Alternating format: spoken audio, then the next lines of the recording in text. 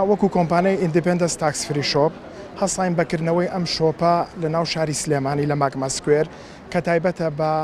خەڵکانی ئەجانب و کەسانی بیانی کە سەردانی شارەکەمانەکەن و ئەمەش پرۆژەیەکی پێشکەوتن خوازە کە تایدا ئەو براندانەی تیاتی هەمووی ئۆریجیناڵە و هەروەها ئێمە لە مەتار هەمانە لە فڕۆکەخانەی سلێمانی لە ڕۆژتوان لە هاتووان لە مەرزی پەروێزخان لە مەرزی باشماخیش هەمانە هەروەها بەتەماین لە مەرزی سازانیش انشەڵڵا ئەوە لە هەڵەبجەی شەهید دەکرێتەوە ئەو خزمەتگوزاریە پێشکەشکەین کە تایبەتە بەوانەی کە سەفەر ئەکەن و هاتوچۆی وڵاتەکەمانەکەن کە ئەمە پرۆژەیەکە لە هەموو دنیادا بوونی هەیە و دیبلۆماتکاران و کەسانی بیانی زۆر سوودی لێبینن. ئەم جێگای دوتی فریانی ئەو کاڵانی کێتە ئەم جێگایەوە خازع نییە بۆ گومرک بەو کەسانە ئەفرۆشە کە لە دەرەوەی وڵاتیان تاقی تاران پێ یان لێرە ئەتوانن ئەو کاڵانی پێداویستانی خۆیان وەرگی بکڕن بەبێ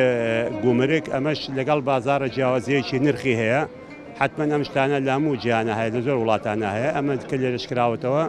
ئەتوانم بۆڵم بۆ شاری سلێمانی شتێکی باشیانی خەڵکە توانێ بێک ئەو شتانی کە پێداویستی هەیە لەم جێگایە توانێ بیکڕێت و